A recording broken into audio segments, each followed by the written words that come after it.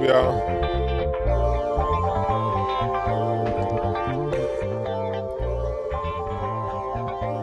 What's up, Chubby in my mod Chubby in the chat? Come on in here, hit the like button, hit the subscribe.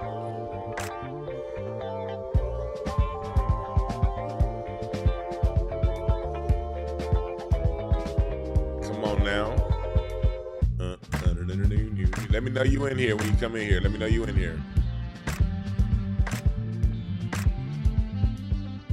We about to do a review from Blacc Sam's interview on Big Boy in the morning. We're gonna do a review. Hotter than mother. Humid.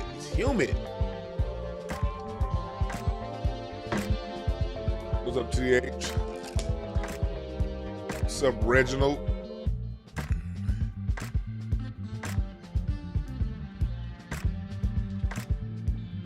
Yeah, come on in here. My plan was to do a music show at this time, but I had a busy day today, man.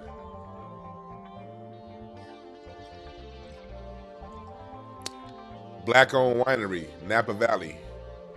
We share the last name, Brown. Good shit. But yeah, let's talk about it. We about to do a review of Blacc Sam's interview. And then I'm gonna give y'all that LA perspective, that fresh LA perspective. Alright? We're gonna give y'all that fresh LA perspective. We're gonna talk about it, alright? We're gonna talk about it. What's the other email address I have? Here we go. Next. Here we go. Let me take that out. We're gonna talk about the whole Nipsey interview. We're gonna talk about the Big U speculations. But I got a different twist. See, a lot of what this internet got y'all focused on Big U and the hood aspect. I'm gonna talk about it from a more how the city of LA operates and how the police get down out here. I did a review. About 3 years ago. I did a full breakdown of my personal opinion on official connections to Nipsey's murder, going beyond the streets, going to the biggest gang in LA, and that's the police. I'll put that in the description. I meant to do that before we started. I'll put that in the description when we get going, like after the video. Or you just Google Dewan B. Nipsey, and it'll come up right here on this page. Right here on this page, it'll come right up. But yeah, I'm gonna pull the map out today, and we're gonna talk about some of the things Blacc Sam was going over in the interview, and then I'm gonna show y'all how things look from the map. But again, thank y'all again for joining. It's another beautiful day. It's a beautiful day in the neighborhood. Would you be mine? I had like notes and timestamps already ready to go for y'all. And right before I went live, like about an hour before I went live, I was cleaning up my office and I started putting shit in my shredder, including the notes that I had, the timestamps. But I remembered a couple of them, so we're gonna go into it. Well, for those of you who don't know, let's get into it. Blacc Sam is Nipsey Hussle's big brother. Oh, and by the way, go to DewanB.com. Before we even get started, I gotta run my own commercial break, because if I don't promote me, who else will? Go to DewanB.com. We are doing the next installment of my documentary series. I only have, like I said, 2 more interviews. Oh, look, I got the same shirt on right there that I have on right now. My Black American Music Family Tree shirt. But join my inner circle of updates and discounts. Go to DewanB.com and join the email list. All right? Join the email list and donate to the GoFundMe, because we're still going through with it. All right? We're still going through with it. I was hoping to get closer to 15,000 to finish this particular. But hey, whatever y'all got, we finishing this shit regardless. You know, you're gonna break through cards. We might, if y'all want, later on, remind me towards the end. If y'all want me to go over Nipsey's card, we will, because today is Nipsey Hussle's birthday. Today would have been Nipsey's 39th birthday. His birthday was August 15th. And so today would have been Nipsey's 39th birthday. Nipsey was a jack of clubs. So if, when we get a read on this card later on, let's do that. All right. Oh, this article's for later. All right, so let's break it down. Let's break it down. Let's break it down. So, for those you don't know, Nipsey Hussle, great rapper, out of here in LA. And his big brother is Blacc Sam. Blacc Sam, since the death of Nipsey, has declined all interviews. He's, for the most part, just gone away, and he's been handling his business behind the scenes. He ain't, been out there. So he gave his first interview to local DJ, legendary DJ Big Boy. And that was a good look, you know what I mean? Because if you're from LA, Big Boy means a lot to the citizens of LA. I remember when it was in 2003. I had a F-150, the Super Crew with the four full cab. I had a 2001 F-150 in 2003. And that was the first, last, and only time I had personalized plates. And I had some personalized plates, and my personalized plates was Big Boy, but BYGBOI. That was my personalized plates. And I remember I used to be going through Inglewood, going through places, and it would be like people, and I'm a fat nigga too. And I had this limo tent windows. I wasn't even thinking about Big Boy on the radio because my personal back in the 90s was more so the house party on 92.3 The Beat.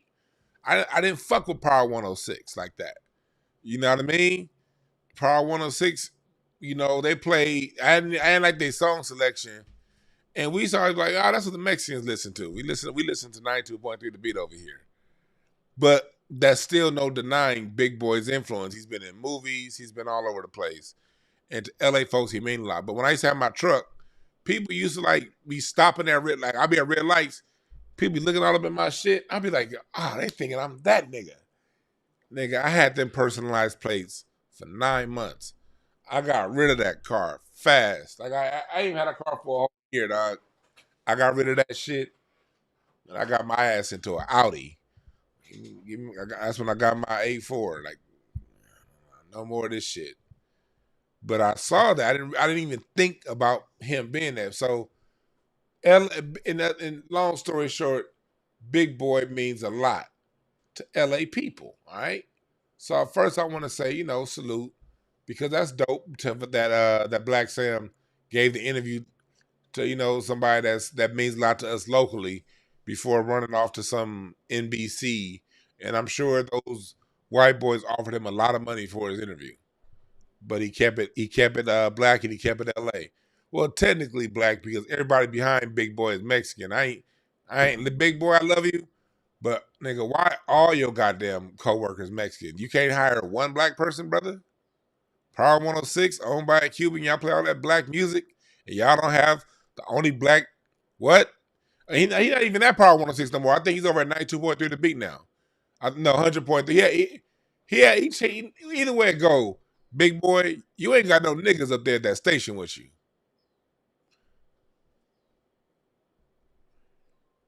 Give back to your people, my brother, in more ways to more than just the celebrities. There's a lot of black people who need opportunity in radio too. So I wanna throw that out there too. I want, like, this is Big Boy's cast and crew. I love Big Boy, brother, But this is what you putting on hip hop, big boy. So I want to show love to Big Boy because he deserves his legendary status in LA. But this ain't cool.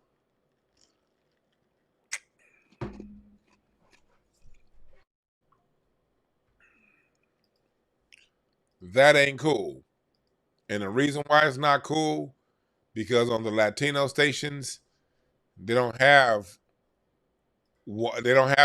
black people to do Latino music. So the only chance black people have in radio is with black music. And Big Boy, you got your spot, but what about the rest of us, brother?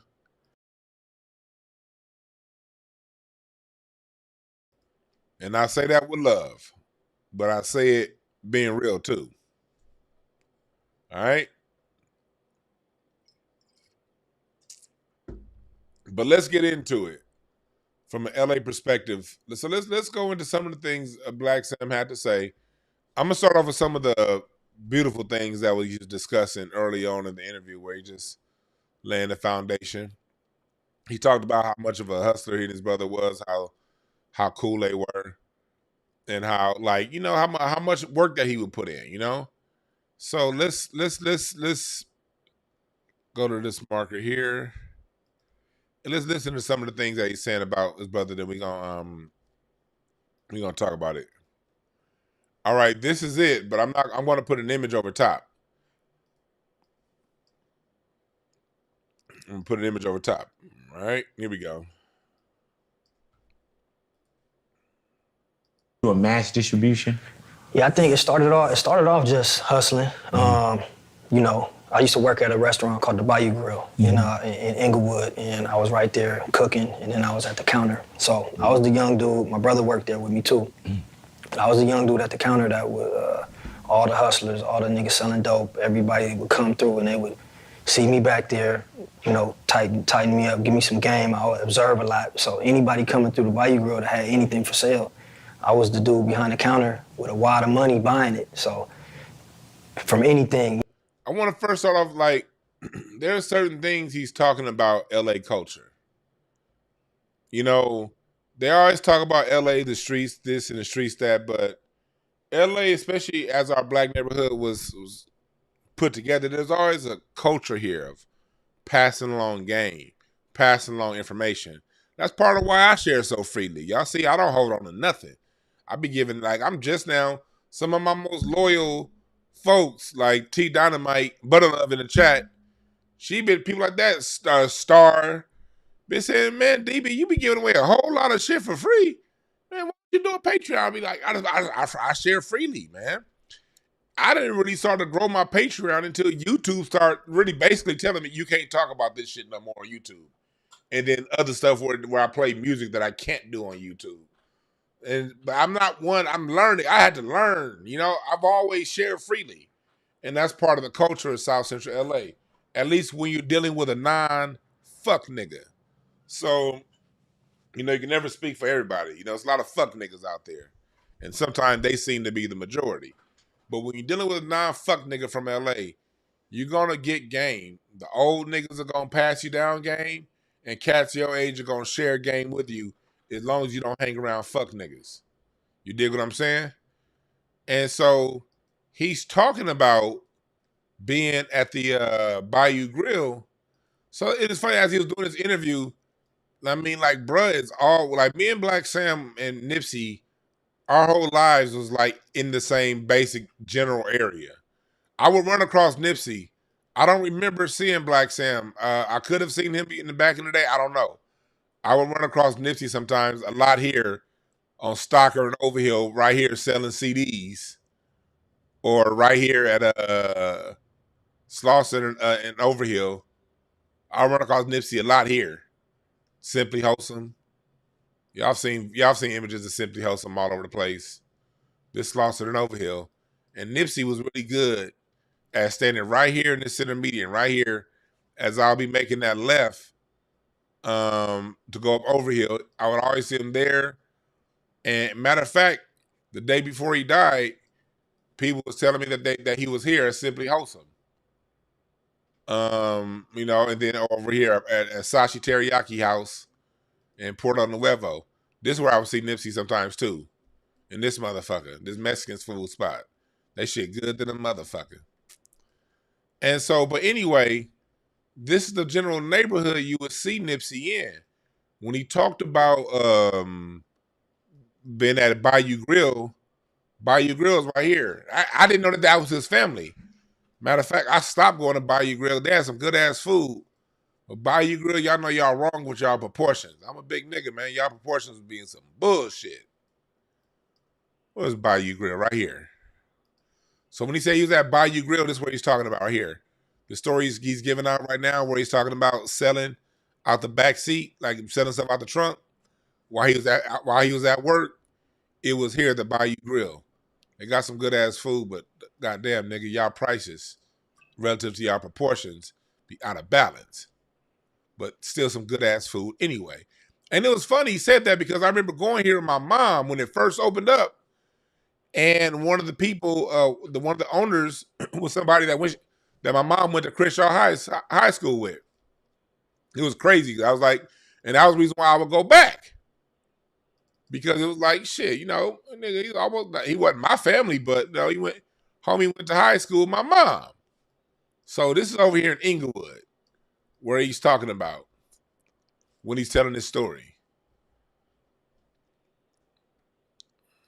You know, not to be speaking like that, but niggas that had pounds and had. Let me go to this other part. 1643. Then I had people buying wholesale from me. You know, I used to be at this Vines parking lot in Inglewood. I used to have a line looking like McDonald's line. Now I do remember this. I never knew this was him. That was, you know, in hindsight, looking at it, that was God blessing me with an opportunity that was rare.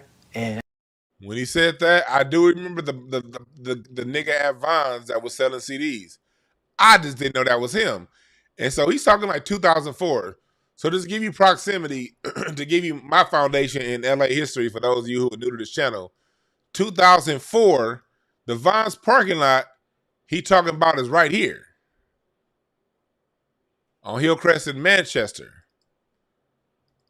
This the Vines parking lot he talking about right here. And I do remember because at the time, I worked right here. This was my job right here in 2004. I worked at Washington Mutual Bank.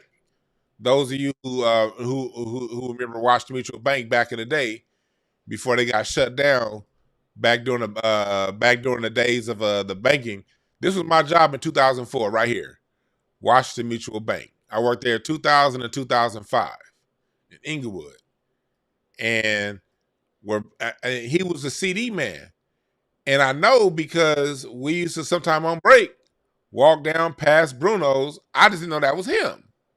And this is the Vines parking lot he's talking about right here.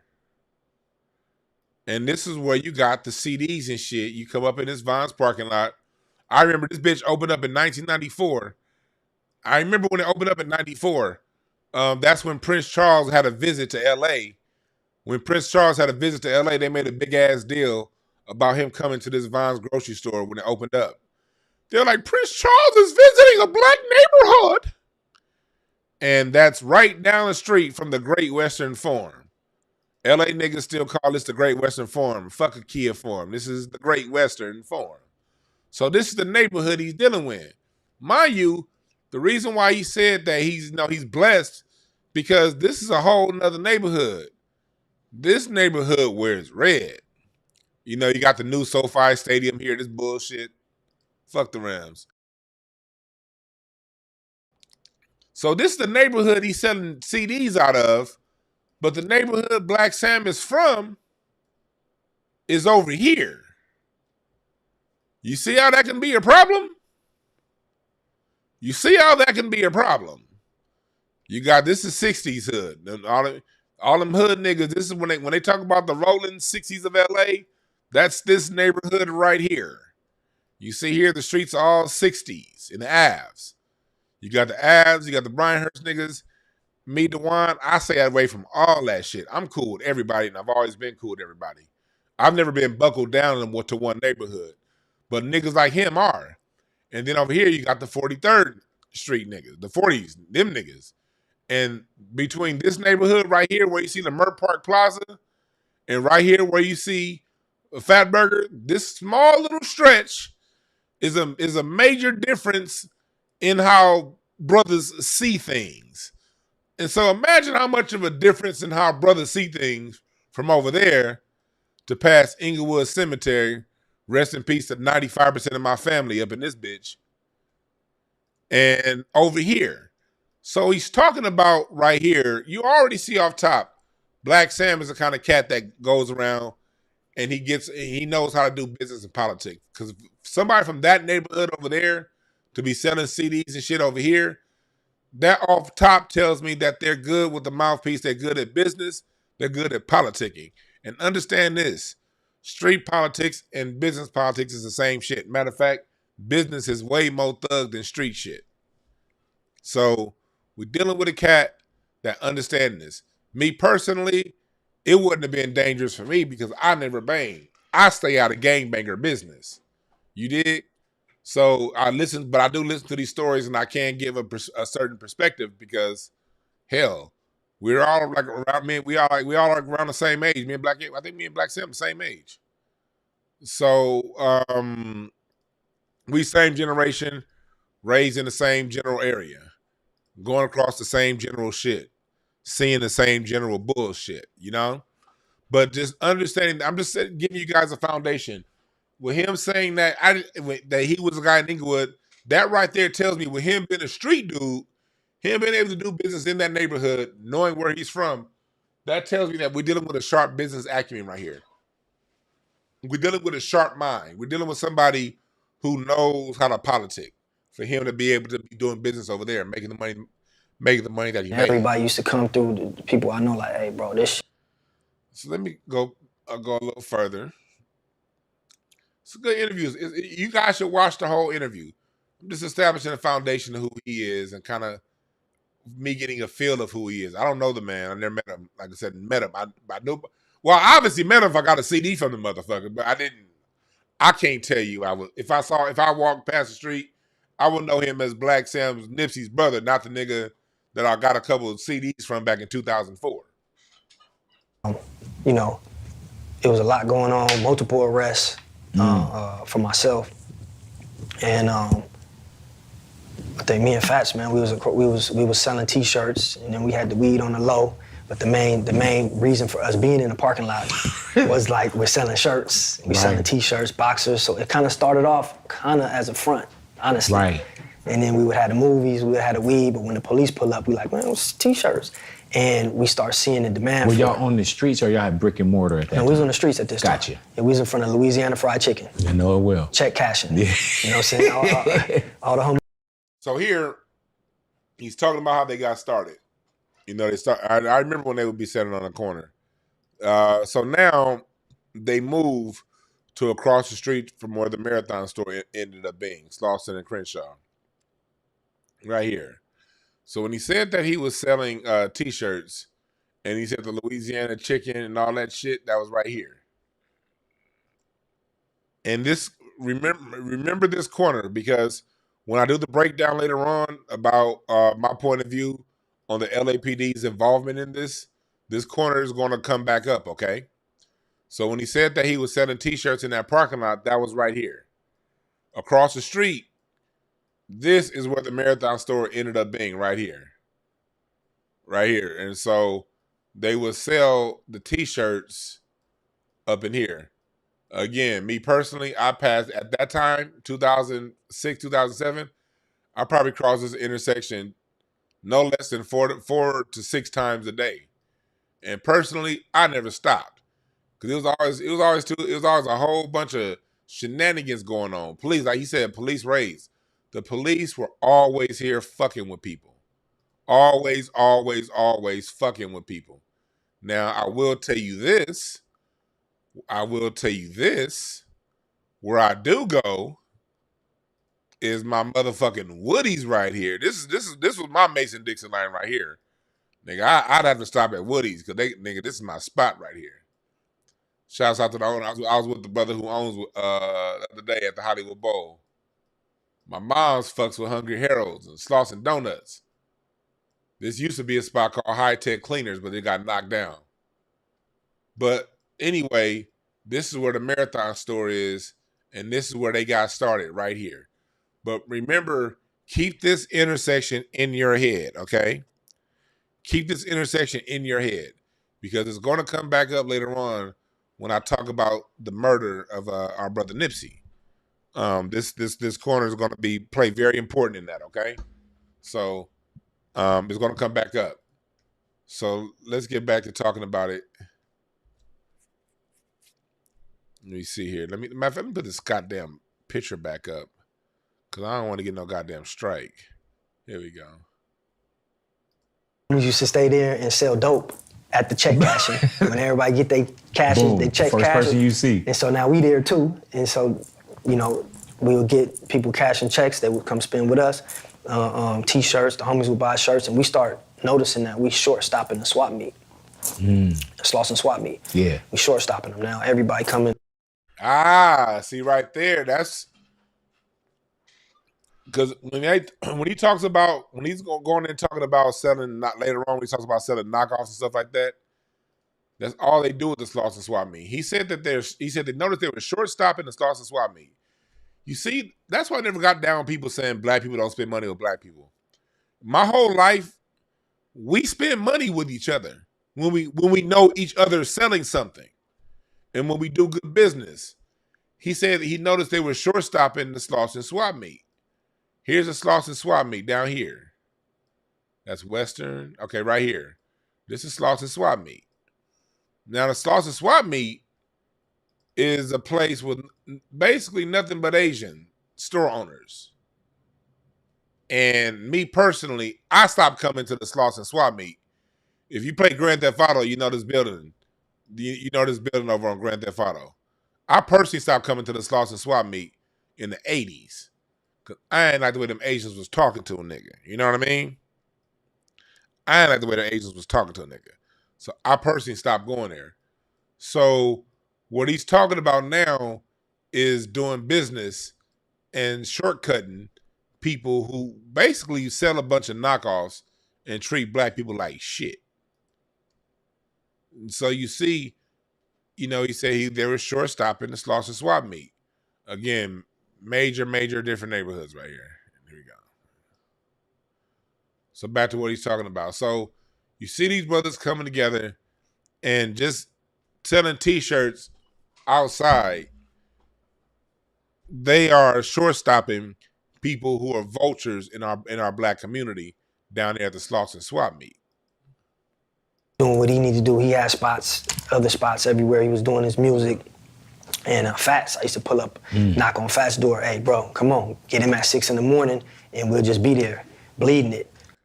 Oh, my bad. I didn't show y'all the Slauson swap meet. My bad. I fucked up.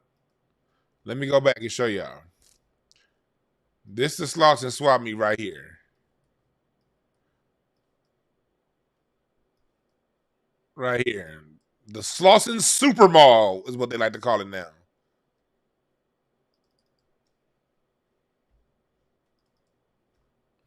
Give me the street view, nigga. The Slauson swap meet right here. Y'all notice that shit from Grand Theft Auto. They still ain't fixed these motherfucking potholes on this part of Slauson.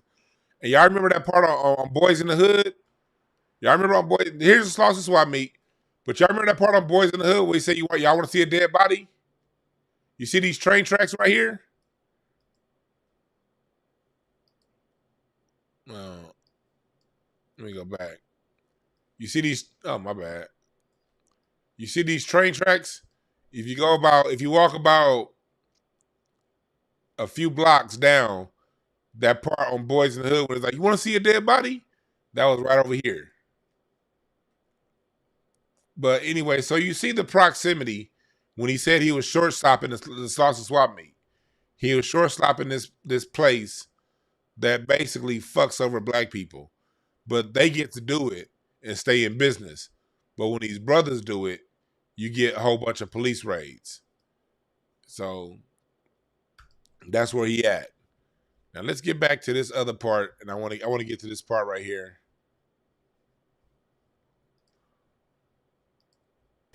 Till like 12 midnight, 7 days a week, and we would have never stopped. Police kept coming. Finally, they came and they start seizing our clothes, taking everything. And I'm talking about back to back. We'll go spend $1,500 on just a gang of shirts. They'll come take it the next day. So we just getting defeated. Like, damn, we can't. Another reason why I think this is important, him saying this, because if you look now, LA now, see back then, when it comes to black people in business here, we got to do everything by the letter of the law, to the T. Everything the way it has to be done. All T's crossed, I's dotted. Other groups get to come here willy-nilly, sell illegal shit, not be set up. Because some people may be saying, well, they weren't in brick and mortar. Well, understand this. When it comes to the Latino community, and when it comes to the things, them selling on the streets, the LAPD didn't raid them like this. And when they did, there was public outcry from the white liberals. And since then, since 2019, since the 2015, 2016, there have been pushes to make a lot of street vending legal. And what they've been doing is for the non-black people, they've since changed the laws, because when non-black people in LA were getting raided for selling illegal knockoffs and were raided for being street vendors, there was a public outcry, and they've since been able to be street vendors. But when black people do it in LA, it's a problem. That's part of the LA street politics. This goes deeper than the gangs. I'm not, we're gonna go deeper than gang shit. We're going deeper than the gang shit here. We're gonna get to the Big U part, but it's more than, if you ask me, this is a bigger play than Big U. This is a bigger play than any gang, street life, none of that shit. This is a city thing. LA City treats black business owners a certain way. So I have him giving you some foundation of what they dealt with. And then we're going to cross-reference it with some actual things that was going on here in the city with this corrupt-ass police department. It says go to the 44. When you go brick and mortar? We was no rules at that point. Let me go back. You got 100 Crips in the front, customers driving by scared to pull up. This and that was just like big, and it was bigger. And then Nip is doing music, and anytime Nip would pull up, it's like Michael Jackson pulled up in the hood. Gotcha. Nip pull up, everybody pulling up. And this is before any deal, anything. We'll be like, bro, you gotta stop pulling up and hanging out in the front, man. You got 100 Crips in the front, customers driving by scared to pull up. This is at that time. So when you see that you guys are brick and mortar, things start going, that had to give you that bug of like, man, this is something that we can continue to do. Yeah. What did you learn early on when you go brick and mortar? We was no rules at that point. Oh yeah. So, we was hungry, we was thirsty, we was doing everything. We had fake Louis bags, we had fake Lacoste shirts, we had the fake Nikes. Remember when the Jordans, everybody had? We had everything in there, and we was thinking it was never gonna end. We was like, oh, this is crazy. And the reason why they were thinking that, because in LA, it's always been notorious that the Slauson Supermall, the Slauson Swap Meet, sells all the knockoff fake everything. You had two places in the similar neighborhood, there and the Inglewood Swap Meet. The Inglewood Swap Meet on Market Street. Where Market Street at? They go Hillcrest, so that means Market's over here. Where's Manchester? Okay, right here. The Inglewood Swap Meet. Let me get this street view thing. This is Inglewood Swap Meet right here. Knockoff Central. So, of course, Blacc Sam and Nip thought that they'd be able to get away with selling knockoffs. Because here in Inglewood, right down the street from where he used to work, Let me go back. I'm tripping. I'm tripping. Come on now. Let's go here. Right here in Inglewood where he used to work. This was Knockoff Central right here. Inglewood swap meet. Knockoff Central. Any knockoff you wanted, you come to this bitch. And all up and down Inglewood. This is where all of goddamn nigga linen suits are. You want a knockoff linen suit? Come to this bitch right here on Manchester and Market. I know again, I used to work right here. I never was one to buy knockoffs, but there have been plenty of times that people will come here 355 East Manchester, Washington Mutual Bank to pull cash out to buy knockoffs from right down here. So of course Blacc Sam thinks that they can get away with knockoffs because the Inglewood Cemetery Center knockoffs all the goddamn time, and so is the Slauson Swap Meet. Matter of fact, Slauson Swap Meet still selling goddamn knockoffs. You want some motherfucking knockoffs? If you think I'm bullshitting, bring your ass right here. You will have no shortage of places to go of non-black owned stores selling knockoffs. So of course Blacc Sam think he can sell some fucking knockoffs. Why not? Everybody else is doing it. He a young black man. He don't know at this time that you's a nigga. You can't do what they gonna let them Asians do with the Slauson Swap Meet and the Inglewood Swap Meet, nigga. So Nip was the hottest thing in the street. You know what I mean? And that shit turned into something bigger than the first one. And but the only difference is now, instead of selling fake shit, right here, we reproduced the custom Crenshaw crew neck and the hoodies, and we back across the street at the table. You know, and from there we were able to get the unit and turn that into Slauson Ave. You know what I mean? And then it's the same thing, ping pong, and that shit turned into something bigger than the first one. And but the only difference is now, instead of selling fake shit, right, we selling our own shit, and you know, we creating the brand, and Hustle, you know, is putting it on his back. Every video, people come through. So here we go.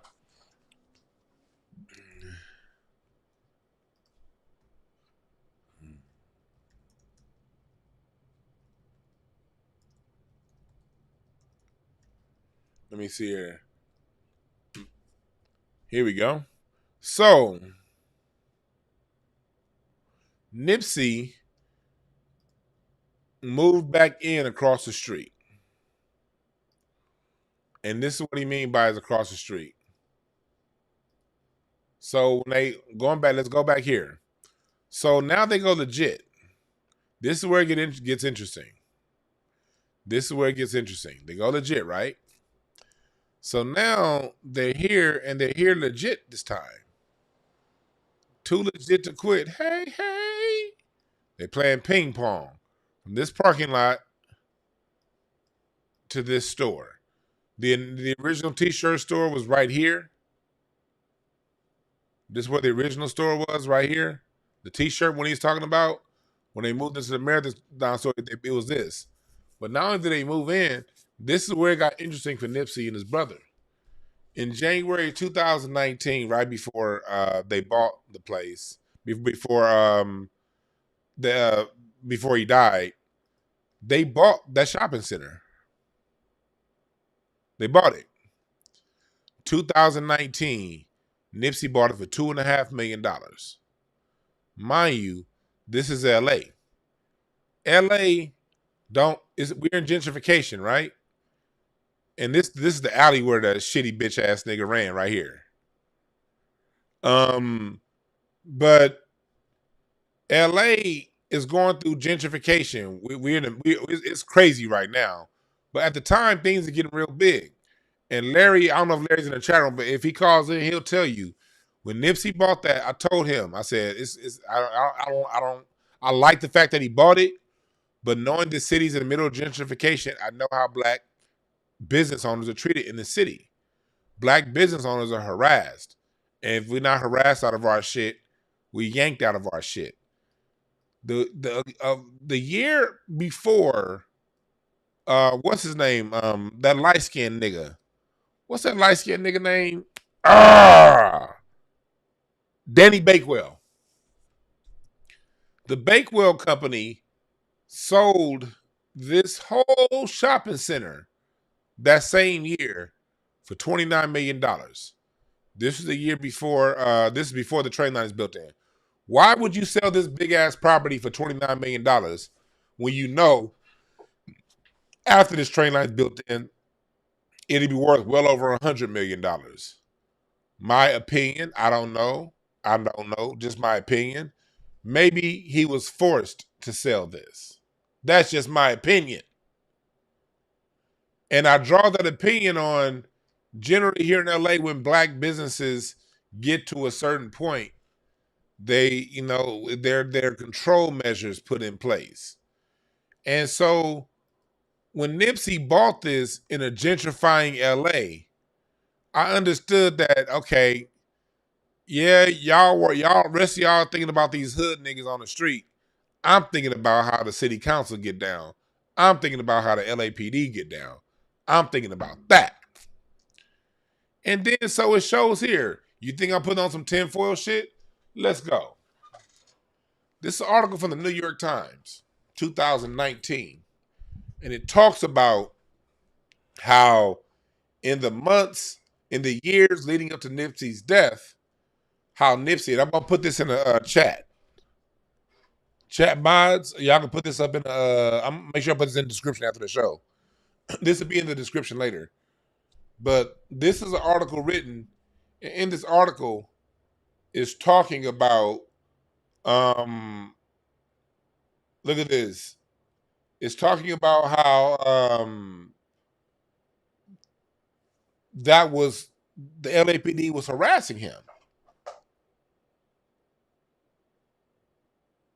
But when it came down to it, this article is talking about a lot of the police presence that was harassing. You saw in Blacc Sam's interview, he was talking about how like all the time they were hustling. I mean, the police was always fucking with them.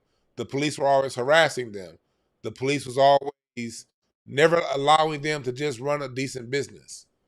They couldn't just run a decent business. The police were always there.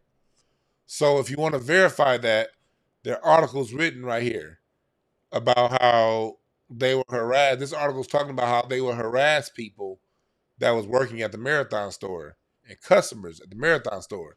This is from the New York Times. And it's talking about these gang injunctions and how gang injunctions work in LA. Well, they work the same way nationwide now. But your nationwide gang injunctions started here in California. So basically, it made it hard for Nipsey to hire certain people because if he hired somebody that was from a particular gang, if he hired somebody that was that had a jacket on them, if anybody in the shop has a gun, has a weapon, has things on them, then everybody in the shop can go down because they're all known gang associates. Okay, so they were using a lot of gang injunction laws on Nipsey at the time in his business, messing up business. And then to go deeper, The Guardian went even deeper on the harassment Nipsey faced in the years leading up. So Blacc Sam, see, a lot of times you'll hear people like Blacc Sam talk and be like the first thing a coon nigga would do, you coon niggas would be like, well, they were selling illegal t-shirts. That's why I pointed out the Slauson swap meet and the Inglewood swap meet. Two places that everybody know everything in them motherfuckers is fake. Some people get to sell illegal shit. And my thing is this, I'm not with it. If it's gonna be illegal, let it be illegal for everybody. Don't let it be legal for the Asian man at the Slauson swap meet, but illegal for the black man on Crenshaw and Slauson. That's where the issue comes in, right there. It's either gonna be legal or it's not. But here in LA, they made it to where it's not legal for black people, legal for everyone else. Hell, you want some knockoffs? go to goddamn Glendale with all them Armenians. If you see an Armenian selling a watch in LA, if you see an Armenian, because there's a lot of Armenians in LA, if you see an Armenian selling jeans, watches, jewelry, god damn it, it's fake. And I promise you that Mercedes that they're driving is salvaged. Yeah, but not like this is all open out here. And any Armenian watching me, they not even gonna get offended. Because y'all know I know I have had quite a few Armenian homies that told me the whole game on how y'all get down to Glendale. But what they do is when black people do it, it's criminalized. So you can talk about here. Remember earlier when he said that he didn't go, people like told Nipsey to stop coming because people stop going to the show. When he talked about people was me. I was people. I never went to that motherfucker. It was always too many goddamn police raids. It was too many police raids, and there was too many hood. I didn't. I wasn't trying to get caught. I was not trying to get caught up. But Nipsey, was somebody who truly was somebody who, and I will say this about them 60s niggas. There were some business ass niggas. I will give them that. I never got into street politics and nothing like that. I'm a square. But in my observation, them 60s niggas be about their business. Them niggas be goddamn club promoters. Them niggas be about their business here. I gotta give them credit for that. It's not all bad as everybody else like to make it seem.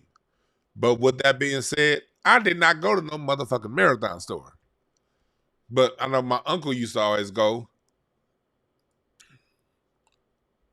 But they fuck with us. They fuck with us. So now I'm going to get to the part to where he's talking about more so what was going on in the speculation. Not so much speculation, but things that was going on. Where's that timestamp that I have? Okay. I think it's right here.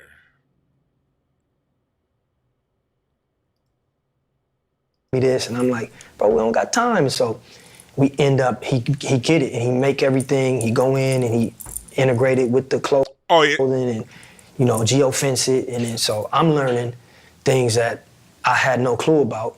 And I count down and hustle like, yeah. Oh, this part here where you're talking about how the visionary Nipsey was. Do you know the Marathon store was the first bar store in America? Man, I just met this guy at the Starbucks. I was going to get a tea or something, and I seen him, and I'm like, huh? He like, yeah, we about to make the store a smart store. So I'm like, what? I'm like, no, we don't got time for that. I don't even know what, like you say, I don't know what is a smart store. He's like, no, trust me, bro. So I'm pulling my hair out. I'm mad, like, man, what is this? And so I meet Idris, and he's telling me this, and I'm like, bro, we don't got time. So we end up, he get it, and he make everything, he go in, and he integrate it with the clothing, and geofence it. And then so I'm learning things that I had no clue about. And in hindsight, looking now, when that store opened, and it was the first smart store, and that's why I just like, See, Nipsey opened, like now, you got those Amazon Fresh stores all over the place. Those things are all over the place. But the Marathon store on Crenshaw and Slauson was the first smart store. And when he said he met a person at Starbucks, I'm sure this is what he was talking about right here, this Starbucks right here. If you're from LA, you know exactly what Starbucks I'm about to go to. Right here. Well, it used to be here. This used to be a Starbucks right here, the Ladera Center. Magic Johnson bought this, he bought this shopping center in 2000, and he turned this into like a black business mecca.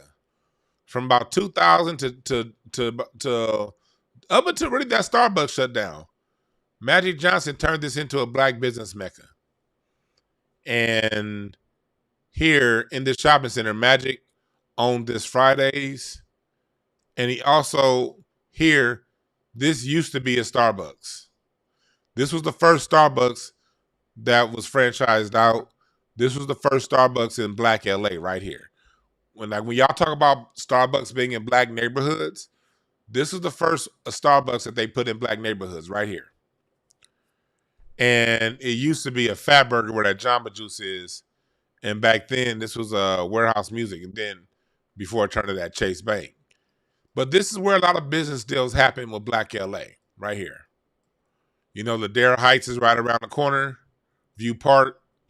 Like all the niggas with money live right back here. All the niggas with money. This is Ladera Heights. I laugh at my wife. My wife grew up in Ladera. Like my wife's neighbor, she grew up here in Ladera, all black neighborhood. Like her neighborhood, her neighbor across the street was Gerald Busby, the president of Motown Records. The person next to him was Julian Dixon, city councilman here in LA. The person next to that was Skip Scarborough, who I interviewed his son in my documentary, who wrote a lot of hits for Earth, and Fire. And that's just on one block. Like, these niggas used to get like Another Bad Creation to come and do the school. Remember back with ABC? Aisha, you are the girl that I never had. Man, they would come in. They would come and be at Frank Perry Elementary.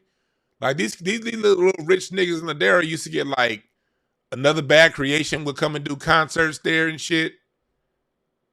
We'd be like, man, fuck y'all little rich kids.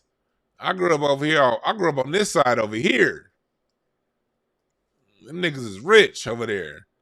But anyway, the Ladera Center is where rich meet hood, because you got the rich niggas right here and you got the hood niggas right here. And it's real bad over here. Especially this is where they filmed Insecure. The Dunes. Matter of fact, I drove past the Dunes earlier today when I was coming. Like when they filmed Insecure, that was right here. And back then, it wasn't no joke. You get shot back then walking through here. So the Ladera Center was where hood met business. You dig?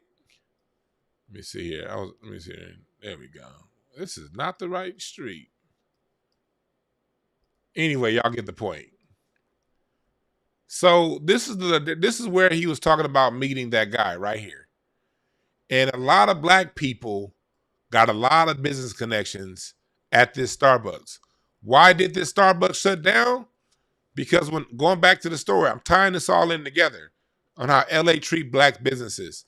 In 2000, right around the time Nipsey died, they shut this Starbucks down. This was the most profitable Starbucks in the country. This was the most profitable Starbucks in the country. Where you would see black men playing chess, playing checkers and dominoes. That's what this was. And a lot of business connections happened here. But right around the time Nipsey died, what did they do? They shut that Starbucks down. And at the same time, they shut down Leimert Park. They put this sorry ass fence up right here. This was all happening around the time they killed Nipsey, or whoever killed Nipsey. You see this ugly ass fucking gate? This used to be wide open. This is Leimert Park. This is where they tell you, like, this is that part that, right, when you hear about like all the conscious part of LA where all them hotep niggas is. Leimert Park is where you get hotep niggas and thugs interacting. And this here, black owned, by the way. Remember the movie A Thin Line Between Love and Hate, Chocolate City? Remember when that Chocolate City spot that they own on a thin line between love and hate? That was here. This was Chocolate City. And this part, major mecca of black LA. And right down here was the Vision Theater. Right here is where the Regency West, right here, when y'all heard about Robin Harris' Def Comedy Jam, that all was right here in the 80s. And back in the 80s, Robin Harris, they said Spike Lee used to fly to LA every Thursday to watch Robin Harris. All that whole Def Comedy Jam, that stuff was all started here. Martin Lawrence, this is where Martin got to start. Jamie Foxx, that was all here. Marla Gibbs used to own this. Y'all know Marla Gibbs from 227? Marla Gibbs she used to own a lot of this. She owned that Regency Theater at the time, and she also owned this plaza, a major mecca of black LA.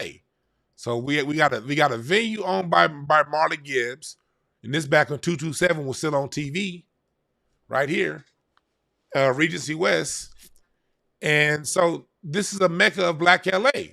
I'm saying all this for a reason. 2019, they put a fence up, stop niggas from coming to Drum Circle. They shut down the Starbucks for no apparent reason. They still never gave a reason. Where Black LA used to convene and make business setups, the same place Nipsey said he met the brother, the black man who came up with the technology to make things a smart store. That interaction happened right here in Black LA. In that same year, in 2019, the part of LA that black people go to the beach is Dockwaller Beach.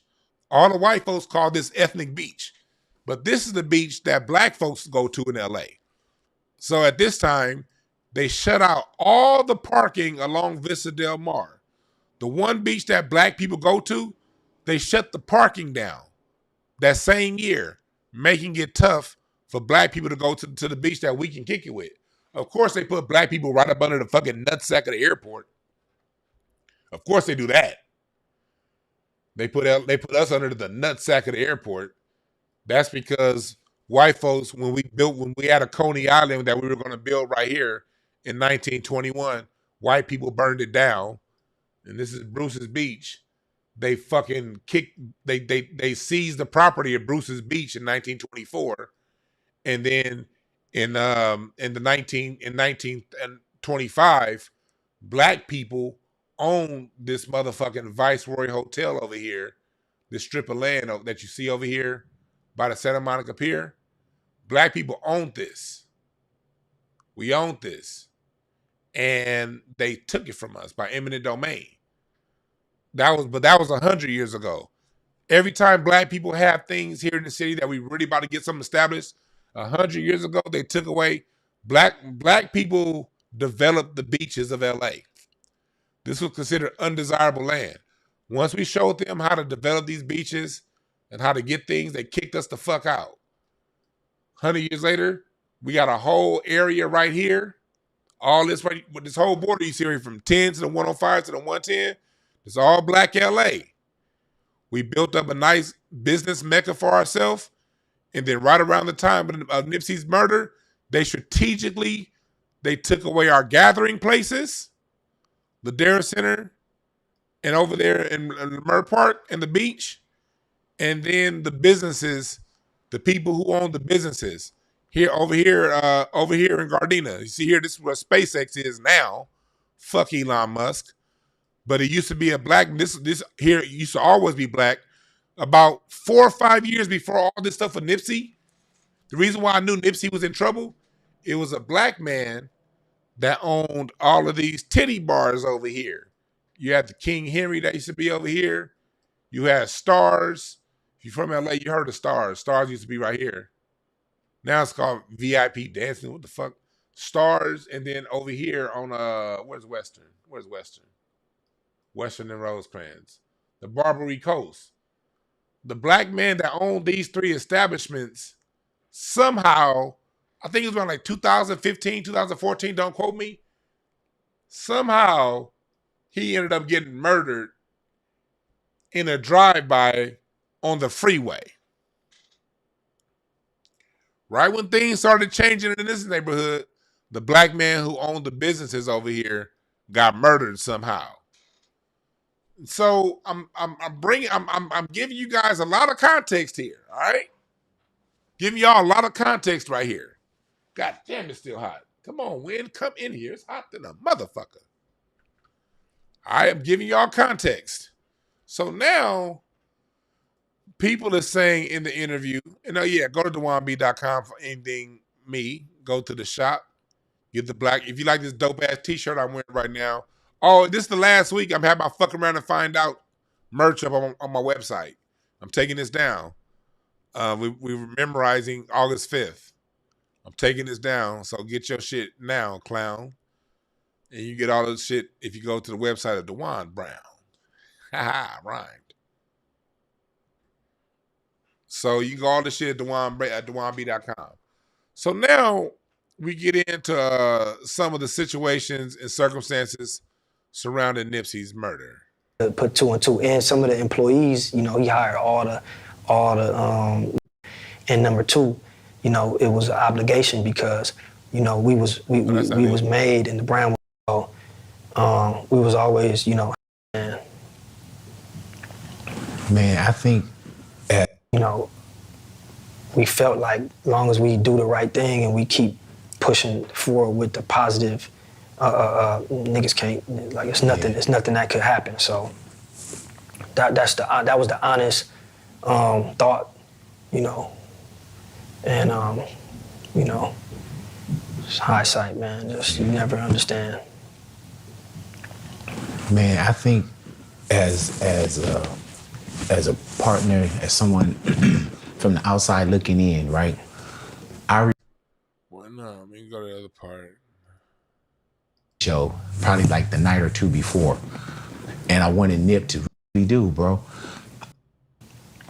With bro, you know, not to get into too much detail, but there was a lot of big politics getting into with certain people. You know, Hustle had DJ Khaled in the hood. This part right here. Not to be, and Adam, my cousin Adam, and just had a long talk with bro, you know, not to get into too much detail, but there was a lot of big politics getting into with certain people. You know, Hustle had DJ Khaled in the hood. Right here, this part right here is what got a lot of people when you go to your other blogs. And for this, I will refer you to Big U. I will refer you to I don't talk hood nigga shit, all right? And matter of fact, I think it's goddamn hilarious. All these hood niggas is talking hood nigga shit. But that's another story. Light on or light off? I'm gonna keep it dark. So this is where people, because Wack 100 has been talking about the whole DJ Khaled situation. And this is how, to me, this is how multiple things can be true or not true at the same time. Again, this is just me talking. I'm not a hood nigga. I don't know any particular specifics and details. And if I did, I still wouldn't get on the internet and tell you niggas if I knew specifics and details. I have a particular code about myself where I don't give up certain information. It's not about the clout for me. This is about teaching for me. But I don't know shit anyway. So this story here, I don't know. Anyway, when it comes down to it, this what you about when you hear, so Wack 100 put it out there a few months after all this stuff went down. And for that, I will refer, let me say here, let me go to them other let me see if I can find the other YouTube channel. But I will refer to them to go into details on this hood side of it. Go to Loose Cannon's YouTube. Go to go look up Wack 100 talking about the whole situation, because Nipsey had recorded a video. I'm not sure exactly when, but sometime the few days leading up to his death, and sometimes a couple days leading up to his death, he did that. And I also refer to my man for more details. You know, I just saw my goddamn cousin got a goddamn YouTube channel like this. I seen him online. I never do. I saw my cousin Nina Boy talking about it earlier. I did not know this nigga was on YouTube like this. I knew he was on other shit, but man, cuzzo, I didn't know you was doing it like this. 100,000 subs, brother. I just joined, man. So I'm just referring y'all to Nina Boy. I want my family to win. So go. Nina Boy did a good breakdown of what was going on, the footage inside the store, and how some of the stories don't add up. But y'all go look up Cuzzo. Man, I did not know you was doing it like that, Cuzzo, on YouTube. Rest in peace to Corey, his brother. Man, his brother Cece died a year ago this week, I think it was. Yeah. Damn, rest in peace, cousin. But that right there, and then also this video here with Loose Cannon, But he breaks down. This is a guy that was working with that whole situation, I don't get too deeply involved in the hood politics.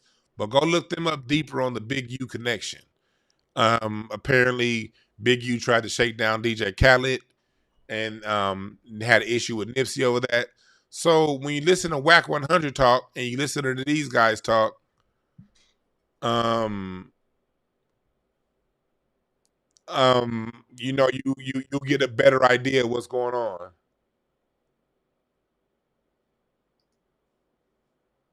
Let me see. You say you lived in the 60s over 12 years and you never seen a crip or a blood. Yeah, you know, gay niggas don't go around wearing no fucking rags out here. That's some TV shit. Like it really is. Like you drive through LA and never know you'll be standing next to a killer and never know it. You will never know when you're standing next to a killer out here. So in this, they go into talking about how, you know, the street connection and how, you know, they go back and forth. And so again, I encourage you to look them up and let them give you all the hood details. But let's go back into what Blacc Sam talking about. Not to be speaking too much on shit, but we came frontline like we always do. And, you know, niggas gonna know we gonna crash out behind it. We not playing. Ain't nobody saying nothing to Khaled. Ain't nobody doing nothing to Khaled. And he's straight and hustle. Frontline that. And, you know, we felt like certain people didn't like that. Certain people, again, Wack, one thing I will say about Wack was on this stuff when it first dropped. You know what I mean? And I will say this is the little that I do know. I don't say, well, I can't about, I'm not going to use the word no because I don't know. I'm going to say what people from the neighborhoods and that I know in LA, various neighborhoods, a day, 2 days after Nipsey died, when they were looking for whoever it was, people were saying these names. I'm not going to mention no names. Knew where the dude was when the police couldn't find him. That's what people were saying. This particular name here in South Central kept coming up. And I'm not a street nigga. I would just hear things. And they'd be like, God damn, you two niggas don't know each other. And y'all kind of just told me the same story. What's going on? But again, I stay out that hood shit. I'm referring you to Wack 100 because the story that Wack 100 is talking about and these cats, they rhyme with some stories that I heard at the time these things went down. And that's also why DeJuan Brown was never a hood nigga. Because them hood niggas gossip like a motherfucker. You know what I mean? And I'll be looking at them like, that's one reason. I had plenty of reasons why I wasn't. Major reason was my father being there, you know, and I had a different thing, but no disrespect to the hood niggas. No disrespect to the hood niggas. Some niggas was thrown in that. I have certain family members, not Cuzzo, the one you saw, but he know who I'm talking about. Cuzzo know who I'm talking about. I got other family members that Cuzzo know who I'm talking about if y'all met with them. They own people. They own family put them on the set when they was, you know, 8, 9 years old. So some niggas didn't have a choice. I know that for a fact. Because I know that's true for some blood relatives that I know. That we look at other cousins like, why are you doing that to your kids? Like it was never cool. So I'm not here to disparage people from the hood, or people I'm from the hood, people that's in gangs. I'm not here to disparage. It just wasn't my life path. But either way it go, us squares will still get fucking information because all these niggas do is talk. I'll be like, God damn, why my square ass know this shit?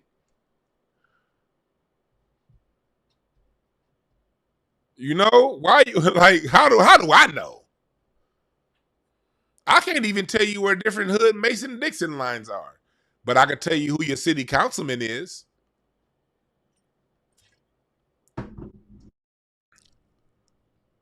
So what you see right now online is a lot of people talking about what you see online is a lot of people talking about the hood connection, the Big U, or if they think it's him, this is what I think. I understand how, whether you're dealing with the death of Malcolm X, Martin Luther King, and yes, I'm using those names on purpose, the depths of the disparaging of people like H. Rap Brown being thrown in prison. When you deal with black people who have a larger vision, at that point, they must be taken out. And a lot of you going to be like, oh, Nipsey was in the gang. Yeah, he was in the gang. So was Malcolm X at one point in his life. And I'm not calling Nipsey Malcolm X. Nipsey was the first Nipsey. Nipsey was the first Nipsey. You can't compare him to nobody else. I know that in this city, some of the stuff that he was doing, between the Vector 90 program, owning that valuable piece of real estate, putting out those messages of positivity and unity. Look, them folks done took out niggas on the streets for way less. Back in 92, when the peace treaty was going on. And after the 92 riots, we had a peace treaty. And this city found a way to stop that peace treaty. And this city found a way for people who were holding up the peace treaty to end up dead or in jail. That's a fact. In 92, 93, people responsible for brokering peace oftentimes ended up locked up or worse. The city operates a certain way. And another way it does it is when they want to when people get like that, it's common that, of course, you're going to use somebody from their own hood. Because a lot of people talk something, well, the shitty dude was from his own neighborhood. Yeah. How did Nipsey die in his own in front? Nigga, Abraham Lincoln died in his hood. Nigga, in D.C. Pop. And when it comes to hood shit, the police in these places use people you know. And I'm not saying they use Big U. I don't know him. I'm talking about the shitty cuz dude. I have no doubts that shitty cuz was under some kind of instruction. Whether it was with who, I personally, I don't look at the street niggas as the one that did it. Now, they may be looking at him as somebody who helped co-facilitate. I don't know. I'm looking at them folks. I'm looking at the real thugs in L.A. The ones who wear the real blue, navy blue. Now, could they have used street contacts to help facilitate this? Possibly. I don't know. But I just want everybody to take a big look at the big picture. Remember when I told y'all to keep in mind the corner of Slauson and Crenshaw? Remember that? Well, let's go back to it. And y'all go back to my video I did on this. My message is gonna say the same. My homeboy Moses painted this mural right here. Y'all see this mural? My boy is painting this. And on the mural, you see this person right here on the mural? This is my man Hassan. For those, Hassan's the person that's co-directing that's co-producing my documentary series. And for those of you who watch Mark, y'all know Mainstream of Marcus. Y'all know Mainstream Podcast. That's the dude that took over. That's Hassan. He the one that took over for the other guy that walked out. That's Hassan. Hassan's an LA legend. Face on a mural. This was getting painted at the time of Nipsey's murder. And you see my boy Moses, he redid this last second because Nipsey wasn't originally going to be a part of this. He redid this part. He did this part in remembrance of Nipsey. Well, my man Moses on my Cash App is $Dewan Brown right there. $Dewan Brown. Hit the Cash App. Yeah. Hit the Cash App, y'all. $Dewan Brown. Hit the Cash App. I already got people hit the Cash App. James, I appreciate the Cash App, James. Williams. Man, Williams be dropping cash at me every week, man. I appreciate that, dog. Much love and appreciation to you. Much love. Christopher Ellis, yes, appreciate it. Appreciate the cash apps. So anyway, my man was painting this right here. And when my man was painting this mural, he told me, this is the day of the shooting, the day after the shooting. He was there painting. Going back to this, where they was hustling. From what I was told, not only by my man that was painting that mural, but by friends, somebody I know that worked over here at the fish spot. And this used to be a cleaners called High Tech. They said them folks, the official people with the uniforms, was right here every fucking day of the week observing the Marathon store. It's quite known that they were being surveilled right here.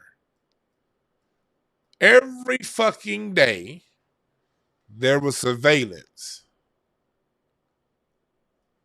of Nipsey. But on the day pop happens, they're not here.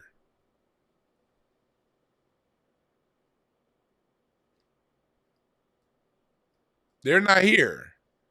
My man standing right here painting this mural where you see my cursor. They were generally observing Nipsey here or here at High Tech Cleaners. But the day he was pop, they weren't there.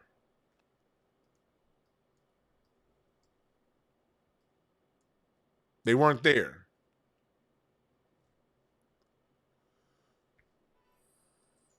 So whether the people Wack 100's talking about were involved, I don't know. But I do find it quite odd that the people, if we go back, let's go back to this article in The Guardian, the people who were surveilling this man every fucking day of his life, surveilling his store, constantly in his store, constantly around. You see, they were trying to evict him. The reason why Nipsey bought the place was because they were trying to get the owner to evict him. And the owner, instead of evicting him, sold him the plaza. So for those of you going around talking about, oh man, they wouldn't do that. They wasn't thinking about no Nipsey hustle. This is proof that they were trying to evict this man.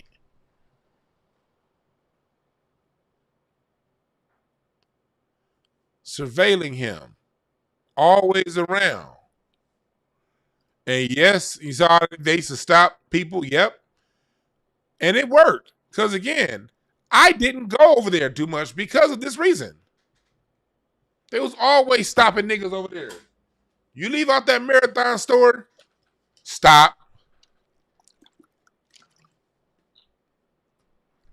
You see this map right here? Let me take it off.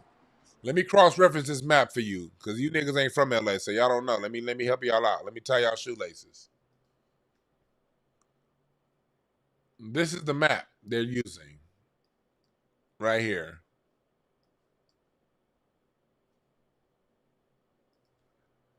No. Hold on. Here we go. This is the map they're using. Come on now. I gotta change it to a JPEG. Come on now. Let me change the file to a JPEG file. Yes, use JPG. All right, here's the map. I'm gonna do a side by side of the map that they're giving you. Okay, this is the map. You see where those stop signs are? This middle line? This middle line is right here, Slauson, where the Marathon store is. This vertical line is Crenshaw, the street you see right here. Crenshaw, Slauson. This is what they're talking about. And the Marathon store You see where it's at. You see where it's at right here. That basically anybody coming within proximity to that store, they're targeting the customers. I know this is what they do when they want to shut black businesses down. I had a homeboy back in the day named Chris Sabalos. If y'all remember Cedric Sabalos, that was his brother. Chris used to have a night at this bar called the Atlas Bar and Grill. The Atlas Bar and Grill was on Western and Wilshire. Where's Wilshire? Where's Wilshire? Where's Wilshire? Where's Wilshire? Right here.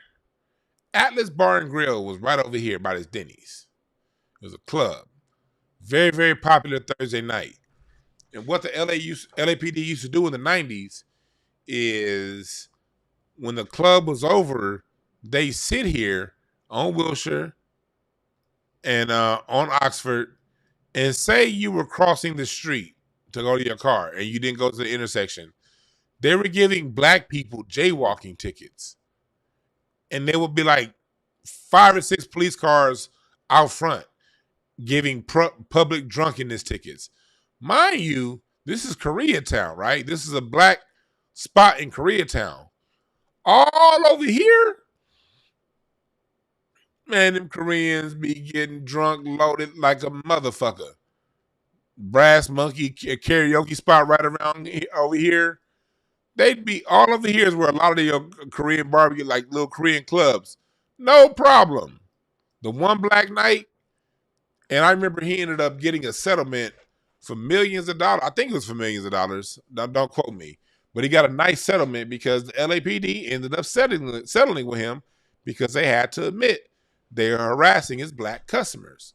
Same thing used to happen when I used to be in Hollywood all the time. Back in my party days, LA ain't a party town no more.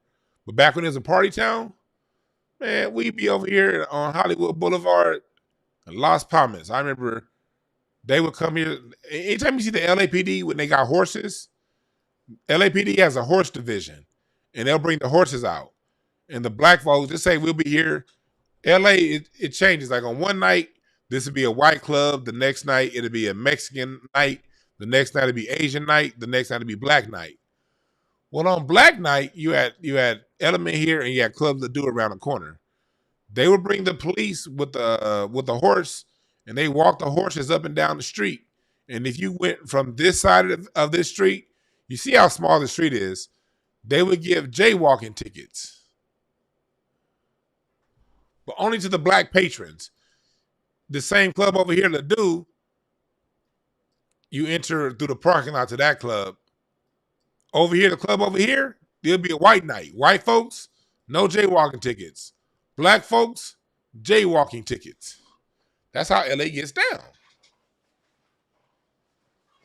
And so, time and time again, black businesses were harassed. And my big issue is this.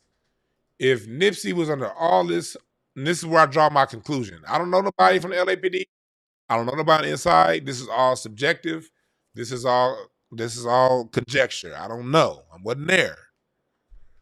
But the reason why I feel in my heart, my opinion, they have something to do with it, even if they're not the ones that pulled the trigger, because y'all was always here fucking with that man. Right here. Always here fucking with him. And it was more than one person that told me about y'all always being right here fucking with him.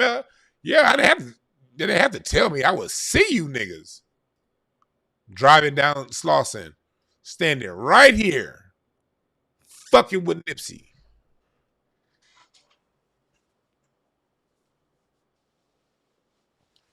Who told y'all not to be there that day?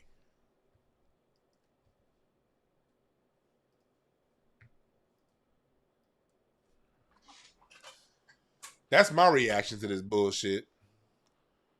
Go listen to Wack 100 for all that hood shit. I'm not giving y'all a hood point of view. I ain't a hood nigga.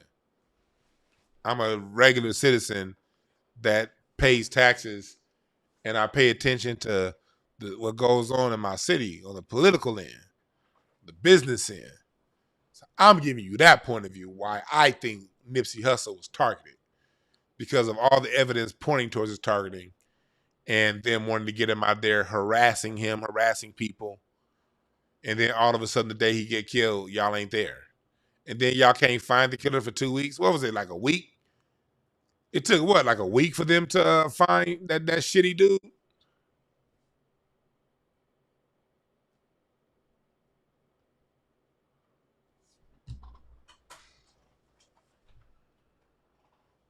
You can believe what you want to believe. I ain't telling y'all what to believe.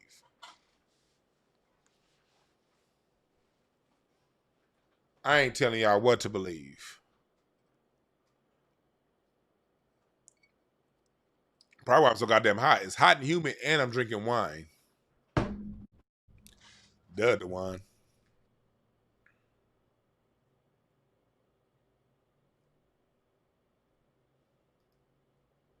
Hey, Des Denali, you said it.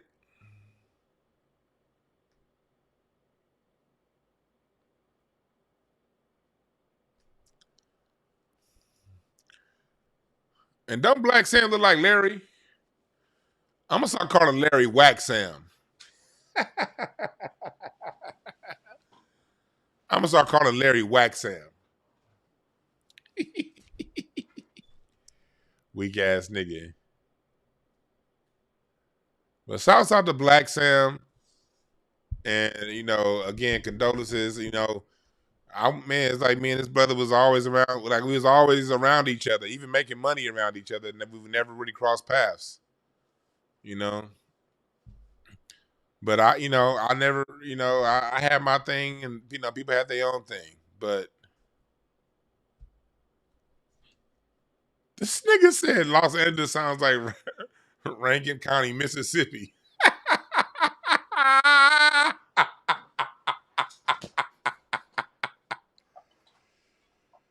Oh, shit. Yeah. What's up, Mama Zeke? Mama Zeke was just, I saw you hit me up on the Patreon. And for the rest of y'all, go to Patreon. Go to patreon.com/DeJuanB. Sign up right now. We got some interviews coming up. I got an interview with Dr. Short coming up pretty soon. I just got so goddamn busy I couldn't do it this week, but I got an interview with Dr. Short coming up pretty soon. I got some other comedians and some people I'm going to interview. So become the live interview lounge. And also more posts coming up to the reading circle. We're about to go into Virgo season. So look out for that read coming up on the Cardology reading circle. You get discounts off readings, personal readings when you do it.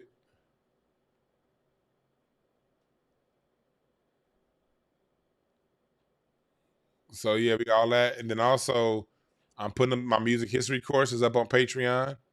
My series, The Destruction of Black Music Part 3 is up.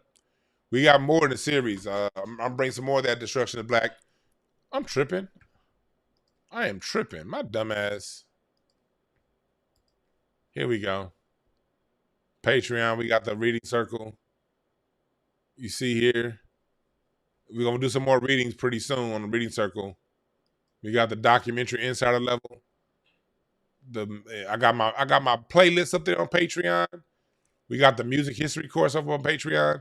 I got a preview of a full-length interview, part 1, from my documentary series up there right now on Patreon. So you can get to really get some back. For those of you on the documentary insider level, it's up there on that level.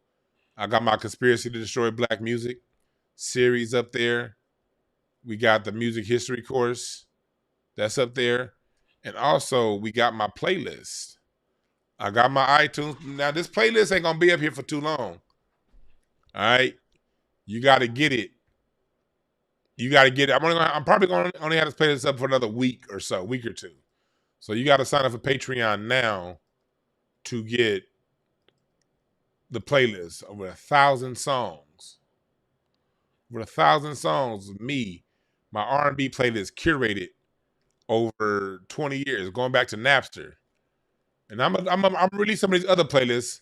My funk radio playlist is getting ready to get up there. My Soul Aquarian sound playlist is getting ready to get up there. But right now, this is the master. This is the crown jewel of my playlist. my R&B list from the 70s. You got all the dope shit. You got all the dope shit. Through all the seasons, let it Quiet Storm. We got all kind of Smokey Robinson up in here. In vain. We got that. We got SOS Band. What y'all know about that? What y'all know about that?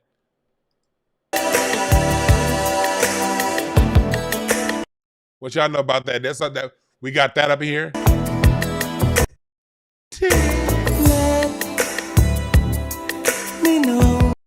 We got that.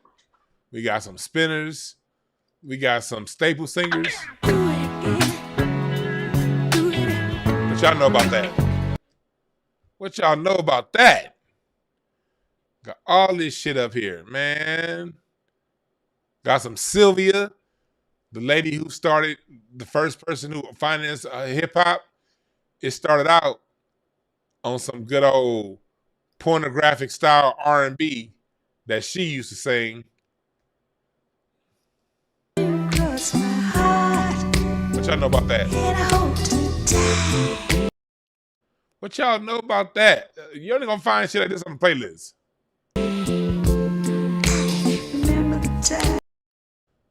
Come on now. You ain't gonna find this nowhere else. Nigga, we got all that shit.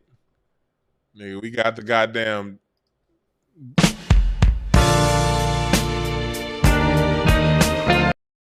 got all that.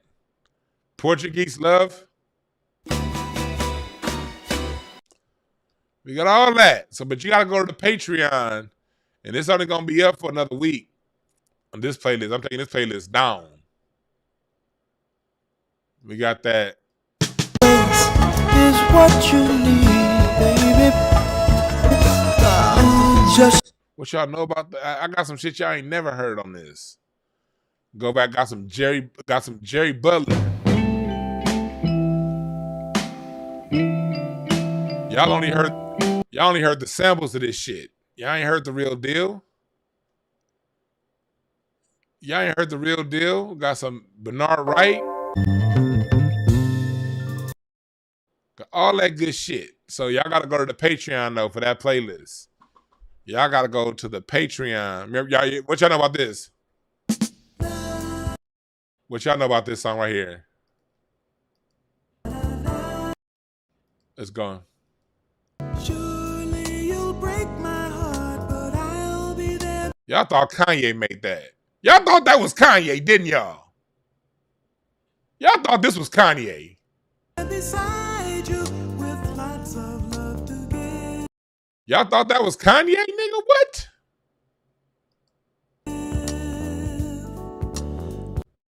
So a lot of your goddamn music that you thought was original, y'all gonna find the original to a lot of shit on this playlist.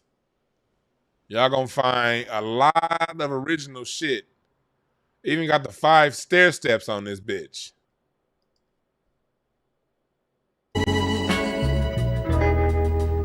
If they were before the Jackson 5 was the 5 stair steps. The Jackson 5 patterned themselves after the 5 stair steps. Got the dramatics on this bitch. Baby, you know, sometimes you make me want to scream.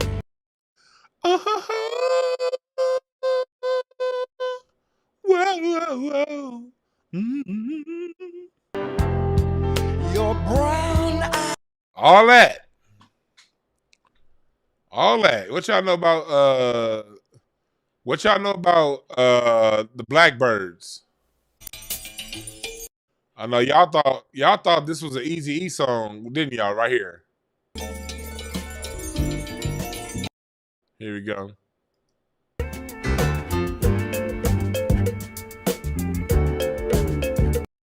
Man, I got some dope ass music, man. I don't fuck around when it comes to the music. Y'all gotta go to the Patreon for that though. That playlist is only gonna be up for a little while longer. Yeah, I got the Manhattan. Who do you think you talking to? Who the F you think you talking to? He asking me, do I got the Manhattans? What? Do I have the Manhattans? What? Do you know about this is the question. All right, stop playing.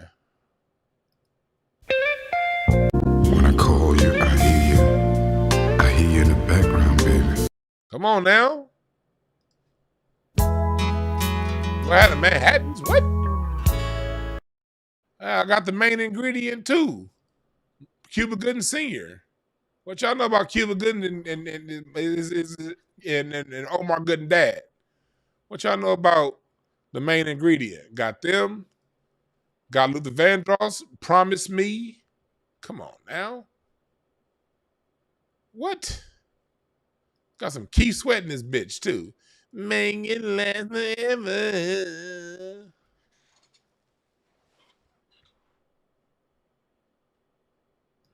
All right, so y'all need to sign up for that playlist right the fuck now. Only on Patreon, you did?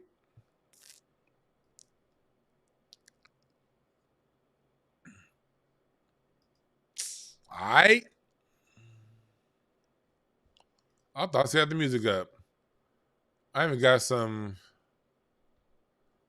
I got some goddamn Isaac Hayes.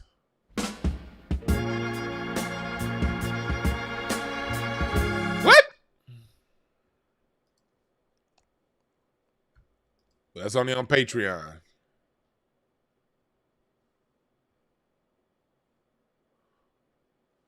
All right, what's up, Evan? No, I have not done one on Aretha yet.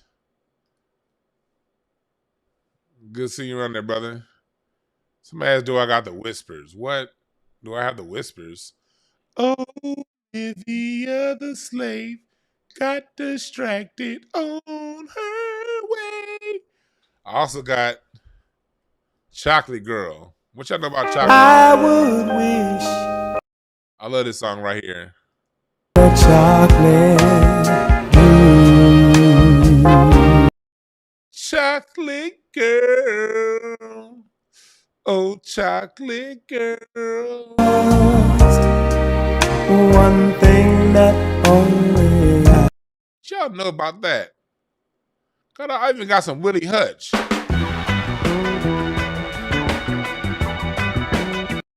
What do I got? Nigga, do y'all know about Tyrone Davis?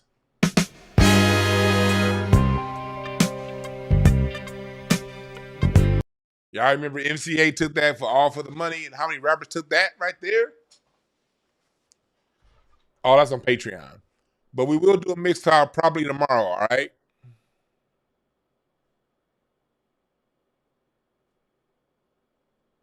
We will do a mixtape tomorrow. Thank y'all again for listening, man. Look. All that hood, like, it's complicated. My thing is, though, when it comes to the murder of Nipsey, I don't think it was just something that was random. Neither does his brother. Neither does anybody. Now, who it is, who's involved, I don't know. We know that shitty dude got convicted. So his ass is in jail. Do we believe he acted on his own?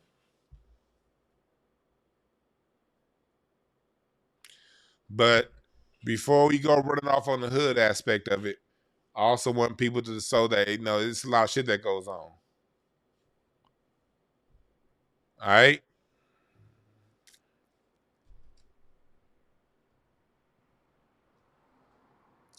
And I got plenty of SOS Band folks. Yes. If you ask me, do I got that? Yes. The answer is yes.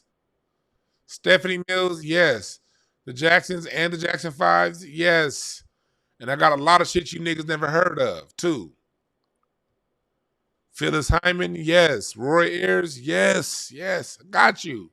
Barry White, yes. Joe Sample, yes. Crusaders, Melissa Morgan, yes.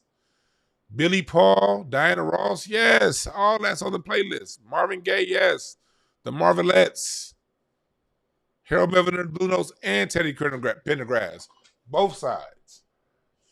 Got Brick, Shirley Murdoch, Sade, M2 New Birth, the OJs, the Moments, Michael Jackson, Millie Jackson, LTD, all that shit's on the playlist, but you gotta go to Patreon right now to get it. And Mama Zeke, I saw your concern. I will make a mirror style playlist over on Spotify, all right? Thank y'all again for listening. Go to thewanb.com. Go to Breakthrough Cards right now for your readings. All right? Thank y'all again for listening. Happy birthday, Nipsey. Jack of Clubs. Oh, I didn't read them. Today's Nipsey's birthday. Jack of Clubs. The card of the satirical mover. It can move in any neighborhood, talk to who they want to talk to, be who they want to be around, interact with who they want to interact with.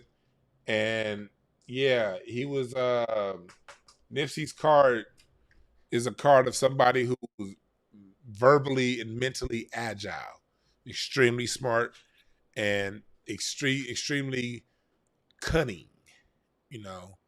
So we saw Nipsey play out his cards.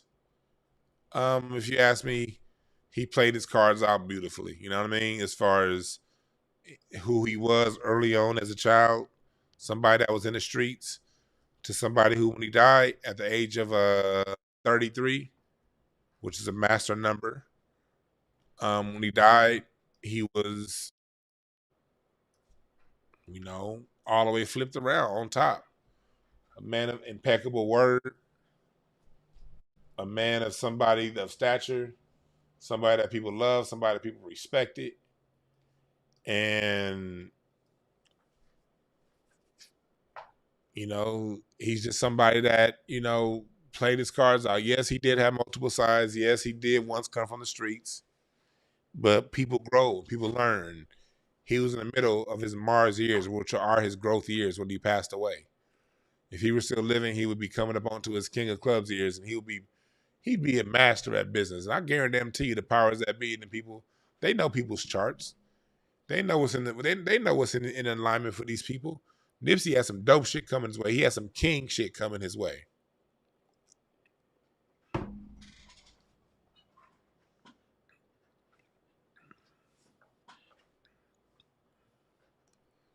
Like, you know, we didn't get to see it play out, but we did get to see what we saw. So, again, rest in peace to Nipsey Hussle. If I do my music, not if I will do my music show, I'll try to do it like around like 7 Pacific. Around 7 Pacific time is when we'll get into the music tomorrow. 7 tomorrow night Pacific. All right? Over on Mixcloud. Thank y'all again for listening. And remember, there are no perfect messengers, including me, especially me. But there are perfect messages for those willing to pick up the game. All right? Thank y'all. I'm out.